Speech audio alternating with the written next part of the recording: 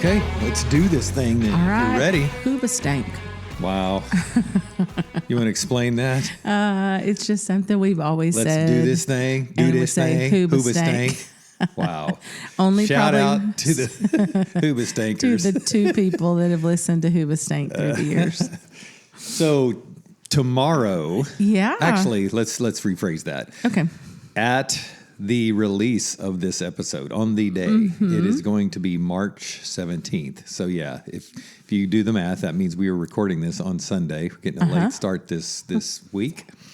Busy week, right? It has been a busy week. But so tomorrow, March 17th, which is today for people that are just tuning into this episode on the day it's released. St. Patrick's Day, wear your green Yes, wear your green. or get pinched. Pinched, as my dad said. Pinched. My dad said Get pinched too. That's a Texas Wear thing. your green. So, yeah, St. Patrick's Day. I saw some St. Patrick's Day on social media celebrations. I guess it was in Louisiana, and obviously they've gotten some storms over the last few days, and it looked like, and I don't know if it was because of the wind or storms or a compromised building or because there was like 30 college students on a balcony where there probably should have been about 5, but the whole thing collapsed, and there were, I think, 15, 16 injuries. Oh, my goodness. Yeah, people were all standing underneath it as well. I think probably the people who were hurt looked like the ones that were on it, on the balcony, probably did okay. He just kind of surfed off as the thing fell on the backs of the other people down below. Pleasant thing to that was a great start. think about. Great start to the epi. Do we want to start this over? No, just let's keep it roll with rolling. it. All Let's right. roll with it. And can I give my first hey to Zoe? Ooh, yeah. Not Hey Chloe. to Zoe, not Chloe. Got it. Had a nice work day over here yesterday for the upcoming wedding. Our first ever wedding. We're hosting an bet we're outdoor gonna host wedding more. at the Hackneys. You think we'll have more weddings? We will. Oh yeah, I've been wanting to do it for a while, and it's come together. I think it's gonna be amazing. It's just so beautiful back there. So yesterday reminded me of like a good old barn raising where all the neighbors and friends and Pitched family in. would come over. So the whole family from the people having the wedding all came over and helped change from winter to spring. And if y'all, are gardeners or you like flowers or anything, you can imagine. It was beautiful working in the yard. Up. We've had so many down limbs from the storms, and we just hauled off a bunch of that stuff. So thank you to laid some all of sod, our friends who helped. planted lots of flowers. Beautiful. So it's a happy place out there right now. It is a very happy place. Looks good, and I can't wait. I heard there's going to be an amazing officiant out there. Wow. Throwing down very handsome, I've heard as well. Throwing down the wedding vibes. Yeah. So we kind of got off. So tomorrow, which is today, so whenever you listen to this, so March 17th is, yes, not only St. Patrick's Day, so wear your green and all that, but it is the 26th anniversary of the loss of our 2-year-old son, Corban. 26. So, yeah. Isn't that crazy? 26 years. Uh-huh. It really is. And so I want to, our time's going to fly. I just wanted to we just wanted to do this episode in honor of him and talk about just a lot of different things around the loss of someone that you love and even extend it into just grief in general, because grief is such a huge part of our lives. And I don't think most of us don't know how to do it very well, how to grieve very well, especially in our culture. But yeah, let's just talk about it. I mean, how could we know how to do it well? It's just one of those things that nobody wants to do, nobody wants to think about, nobody wants to experience, right? Yeah. But there's so many different types of grief, not just the loss of a loved one, and the loss of a child, something that's so profoundly painful that the club that we always said, the club that we're in, we found ourselves in, would have never wanted to join. But then once you're in one of those clubs, those grief clubs, you realize, wow, it's not just us. There's a lot of people that are going through again, if not the same thing, that's something similar. But pain is pain, and it's real, and it's hard because it's our pain. Yeah. But one of the things that I wanted to talk about before we just get into general grief and pain universal, I wanted to make it personal and talk about our pain and our grief and how we handled it and what we went through. And yes, you've heard kind of the thumbnail of this story. And I mean, we went detailed in one of our first podcast series about, the loss and the aftermath. But I kind of want to talk about really how we've moved beyond that and what life has looked like post grief and I would say recovering from grief and going through the process and what we've gained on the other side. So first, babe, just tell me like how you feel about when this time of year comes up, the time of year where he passed. The body keeps a score, right? And is it just how you feel come springtime, come March 17th every year? And has it changed? Has it gotten better? Has it gotten harder? Is it mixed bag still? Yeah, just talk about that. This year, which it is kind of a year-to-year thing, it's not linear. It's, some years have been harder where all of a sudden it's kind of starting to turn from winter into spring, and that's such a happy time. And I love that time of year, but I felt kind of a deep sadness some years. And I'm like, why am I feeling down, And then I kind of stop and think and let myself feel what I'm really feeling, let it kind of bubble up to the surface. And I'm like, my body is remembering that this was an extremely hard time of year. Now, this year so far, I'm doing okay, but I think I've just allowed myself, and whenever I talk to other people about grief, no matter what whatever it is they're grieving, my main thing to kind of sit with them is to just feel what you feel when you feel it. Don't second guess it. Don't judge it.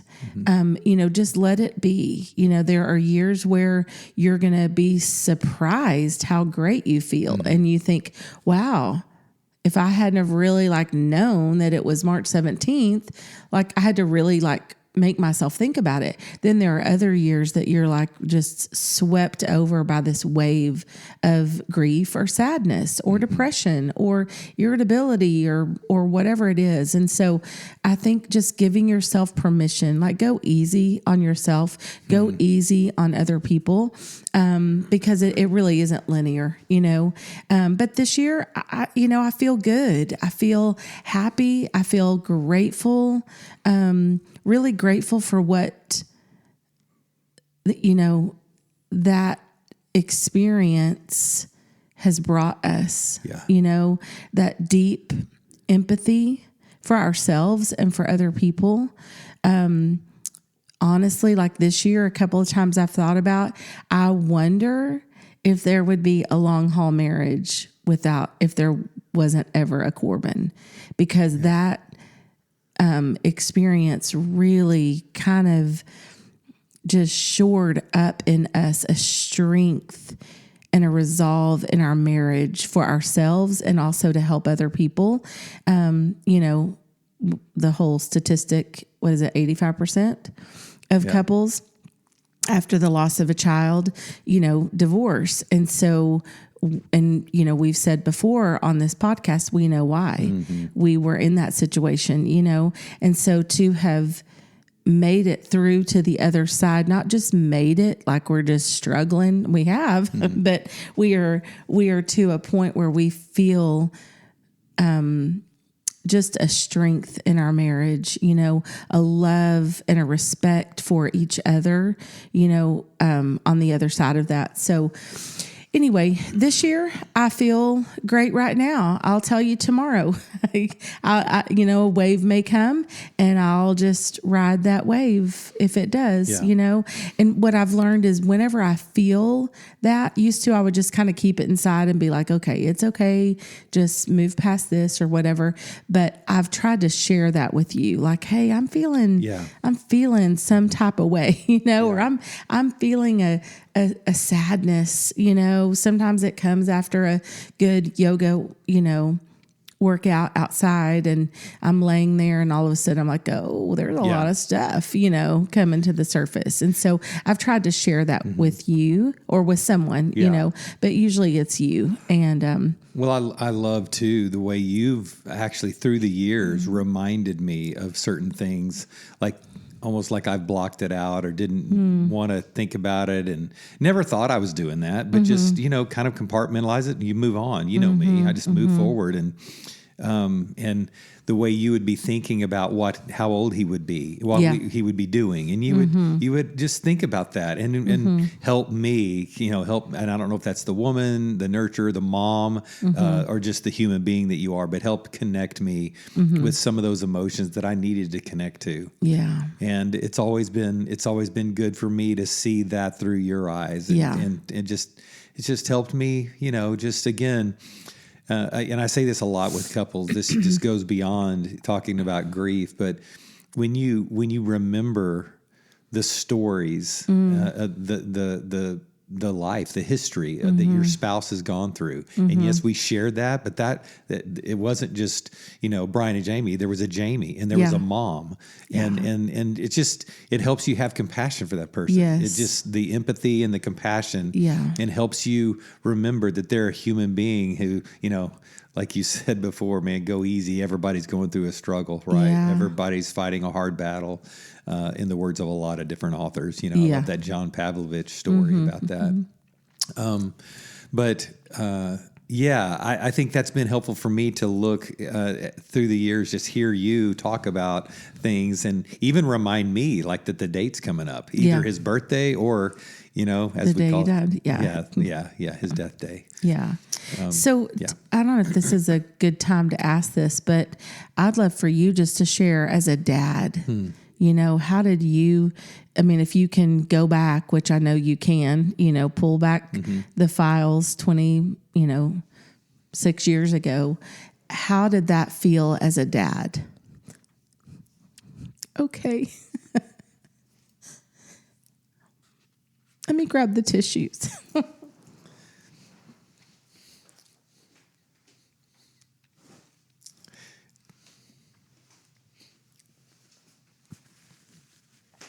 So crazy how you can go years and years and years and you can talk about it, and some days there's always the tenderness, but just the kind of the matter of fact, and then the days where you allow yourself to go there and just to feel it all over again. And today's one of those days I'm letting myself feel it.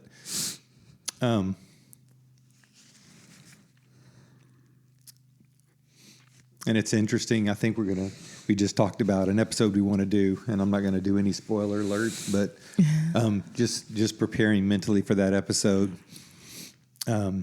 about what men are facing in today's culture. Not just men my age, but, young men and then boys, right? But part of what I felt was it was almost like I had failed somehow, which it's interesting. The shame that I took on, like I was supposed to protect you from ever going through some kind of hurt. And I watched you hurt so bad, and I was hurting obviously, but there was something in me that felt like, dang it, I should have done anything, so that this didn't happen and you didn't have to go through that. So just that feeling of impotence, like I had no power, no control over that at all, which was, in the long run, obviously very humbling and just such an incredible lesson, a hard way to learn a lesson. And I'm not saying God was teaching me that lesson. It was just something that it's this illusion that we have any kind of control. But it was just that, learning to accept things and take what comes. And, but it was this weird deal as a father that I just had to watch my family go through this. And obviously there was nothing we could have done to avoid, his terminal disease and and what eventually took his life. But so that was an odd thing that I experienced. But to be honest, I didn't even want to talk about that, and that's why I love mentioning that now, because I think it's a weird deal. So if any man feels like something that was out of their control, but somehow they should have protected their family from that, that's a burden they don't need to carry. That's a burden I believe God wants you to heal from. But that's not everyone's experience. But shame was such a baseline of my identity growing up. Had to be perfect. So things like that don't happen, right? To perfect people. Those things happen to someone else. So that's just an interesting thing that came out for me. Just knowing that I was hurting, but I felt like, man, I've got a 5-year-old and a 3-year-old. I've got a wife here. We've got to keep the lights on, man, right, and keep the bills paid. So just kind of that powering through. Yeah. And so that determination, that, man, just grin and bear it, and maybe no grinning, but just the grit of man, I got to come through. And so, there's a part of that that's helpful, and then the part of that that's not doing us any favors at all, because that powering through doesn't allow you to feel it. And, you and I, as much as we've talked about grief and learning how to grieve, and, you can't heal what you don't feel, and all the stages of grief, and all the work that I've tried to, because I can connect and I can relate to people going through. There's times where I'll look today and still like, did I grieve? Did I grieve? Do I know how to grieve? Did I grieve the loss of my mom? Yeah. There was just so much that was happening all at once, from my mom to Corban to Bart to Don and Gaynell, and I know that's everyone, right? That's our experience, but it's also everyone's experience. But you do the best you can. And I think when there's a loss like that, and a sadness, a deep sadness, and if it's left unhealed, we've talked before about where anger comes from, and many times there's fear, especially for men, and then there's shame, and then there's also like latent grief and a sadness. And so boom, strike 3, baby. I had them all, right? And so that's how it manifested in me. Yeah. And I've appreciated, even, I would say, gosh, this probably last 6 months, I've noticed you talk about it more, mention it more. Like, I just keep thinking, did I grieve it well? Like, do I still have some crap in there that's just festering, you know? What that and means, right? That means take the question mark away. Yeah, that is no the answer. Ding, ding, ding, ding, ding. Yes. But, you would think, like 26 years later, like, good grief, and they do what they do and help people, like, they've worked through everything, and it still does hit you. And so as you've been, I think, man enough, if you want to say it that way, but brave enough, had enough courage to say, I wonder if there's more in there. That's a really brave thing. Like, those are, waters you don't want to go back into. That's like, okay, just put the lid on that, put it up on a high shelf and call it a day and move on. And you're like, maybe we should take that off and take the lid off of that jar and just see, investigate, be curious about that, because I think there's just so much more healing to come if you let it. I think all of us may have some, a little bit of residual down in there. And so I think just you admitting that gives all of us permission, all the people listening today. You may have, gone through a divorce 15 years ago and you're like, man, that's in the past, or you aren't talking to your grown son and that's been 8 years and you're like, we've moved on. It's whatever the grief is. You lost a business, you lost a child or a parent or a sister or a friend, and you had to, grit, grin and bear it and move on through it, and now you're like, wait, is there more? I do think that's such a worthy question to ask. Yeah. And so I love that you have kind of begun that investigative work again. Yeah, I've had good friends through the years say, "Yeah, there's more. There's more on that Corban stuff. There's more." And it always, I could say in the early days that kind of haunted me. It's like, oh man, is there that whole and lately it's one of those things. Man, where? What is it? How do I access it? And trying everything, in your power to get in touch with if there's, quote, anything more there. But yeah, it's thank you, God. And I always say with no judgment at all, man, we give grace because however anyone has to go through that. And the people who end up medicating using, all the different types of medication, we don't have to name. But, thank God that we did not end up becoming addicts of, using drugs, alcohol, or any whatever else to medicate that. But use something, right? And off and on, and with me and my personality,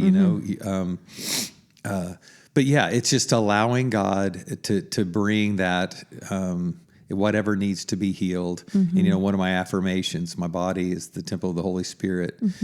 And any symptoms speaking to me about any area out of alignment will be given immediate attention, and divine healing will bring me back into complete health and wellness. So anytime I feel the symptoms, right, which are just prophets speaking to you about some area that needs attention, I try to listen, and I try to be very aware of that. And so going back to what you said, not just with me about something like this that's out of your control. I mean, men, we feel responsible many, many times, and we have regret, and we don't want to admit that regret, or, man, I could have done better. You talked about the relationship with your adult children or whatever. It's hard enough to admit, man, I blew it, right? And we have to learn to do that so we can heal and get rid of shame and get rid of regret. But what I've uncovered, there's many times it's this stuff that's beyond our control. There's things that a lot of men feel responsible for. Just that whole provider thing, protector. Yeah. It's just this weird thing that we had no control over, but somehow I feel like a failure because my family had to go through, the tornado that blew through and that leveled your house. And for me, when something breaks, that shouldn't have broken. Now my wife is having to, hassle with the dryer or the dishwasher. Like, that should have been, that's on me. And it's, so that's an interesting thing. I think there's a weight that men carry. And again, yes, we talked about it. Yes, women carry a lot of the weight. We talked last time about that. What was it called? The emotional load that they feel like they carry, or the mental load. The mental load. For the entire household and the kids and all the responsibilities that fall that sometimes make her resent men because they're not carrying their weight and they don't want to have sex with them because they lost respect for their husband. But it's as we talk about grief, there's just so much that I think men carry that is unspoken. And of course, women will talk about it. They'll share with their friends. Men will not. They will isolate, push it down. That's why I think this is so important, just for your voice to be heard, and your, the way that you're vulnerable and open, and just you're able to admit that. I think that's so good and so helpful. I think this will be really helpful for a lot of people, a lot of men and women. I just think if we can spend time being curious about our spouse, we talk about that a lot, but it's hard for me to understand that if you aren't open about that. But you've been open, saying, this is how it affected me, because I see you as that. You've got that strong provider, protector gene in you, and so, but I don't think I would have ever connected the dots, like, oh, I bet he felt this type of way, like it would have. Number one, I'm just trying to make it through my own self, my own grief. And, but sorry, then just if you hear our dogs, they're going crazy. They sure are. But I just think it would be hard to connect those dots and to realize like that's how it made you feel, you know? So I appreciate you being honest and open. It's okay. I may have to edit this out. That's pretty bad. Contractor in the front yard and dogs going nuts. Are they pulled up in our driveway? Mm-mm. Okay, everybody, we're back.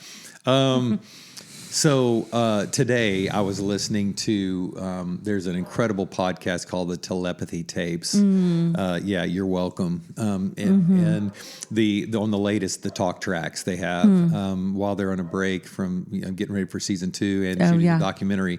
It's an incredible episode. But as I was listening to that, I was taken back to some of the early years right after Corban passed, even actually before he was born and during his life, some things that I would call, nothing short of supernatural, like God's bending over backwards to get my attention to show me he was involved in that entire process. And you kind of move on and forget about that. And I was just reminded again about that and how like unbelievable it was. And sometimes I think there we go.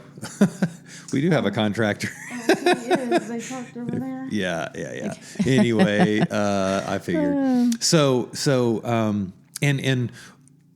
many times, some of the most important, significant, like deep times of intimacy with God, they were also in some of the hardest and some of the most painful. So it's like, we kind of want to run from that. It's like, ugh. It just so even though it's this beautiful, amazing time of growth with God and like unbelievable, there's also that pain. It's like, yuck. Let me go out and have some blue skies and listen to some good music and not be reminded of that heaviness, right? So that's why sometimes it's hard to even go back there and remember and feel some of that stuff. But when I do get reminded of it, it's just such a sweet, sweet thing that's just like, wow, man, God.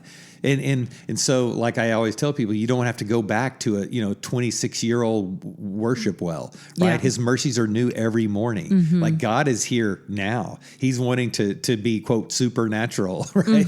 Yeah, everything's supernatural. He's wanting you to open your eyes and to feel and experience His presence.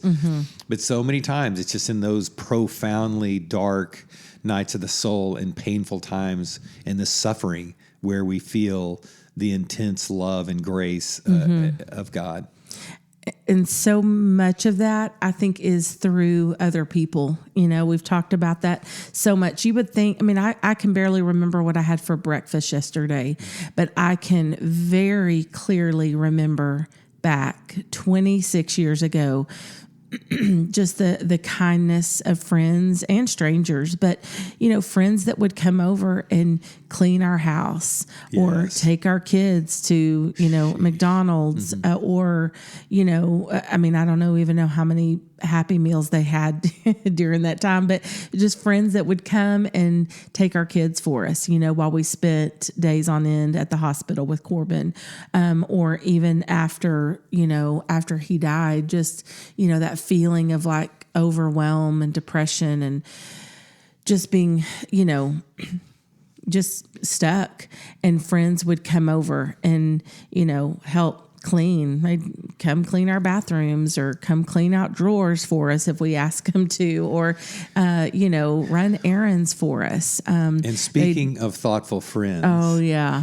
So every single year, either on March 17th or maybe the 18th, tell what one sweet friend we get a does. text from a sweet friend. So for 25 years now, she has texted and said, I have a special, something to give you.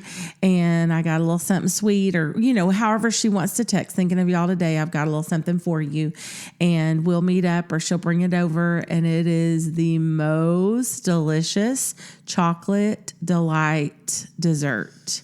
The kind that you would have growing up at like potlucks, if y'all know what those are, but with that yummy crust with pecans and then a layer of like that cream cheese, powdered sugar, whipped cream crust, and then that It's so layer of good. like chocolate pudding and then Cool Whip on the top and then nuts on the top of that. Okay. Yeah, the kind that you have when there's like 20 people at your drooling. house. It's gone, right? And the fact that we don't have 20 people here, the fact that it's you and I now, and it's still gone. Yeah. It's crazy how good that is. So thank you, sweet friend. Every single year, and you think, okay, maybe she would just do it for the first 2 years.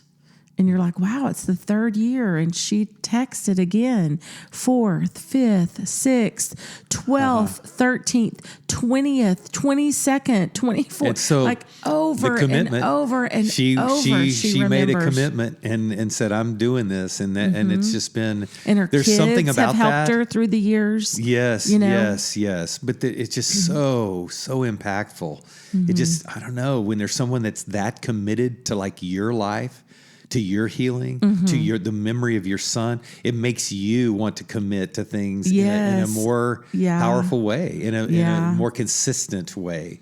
Well, that makes me cry. Yeah.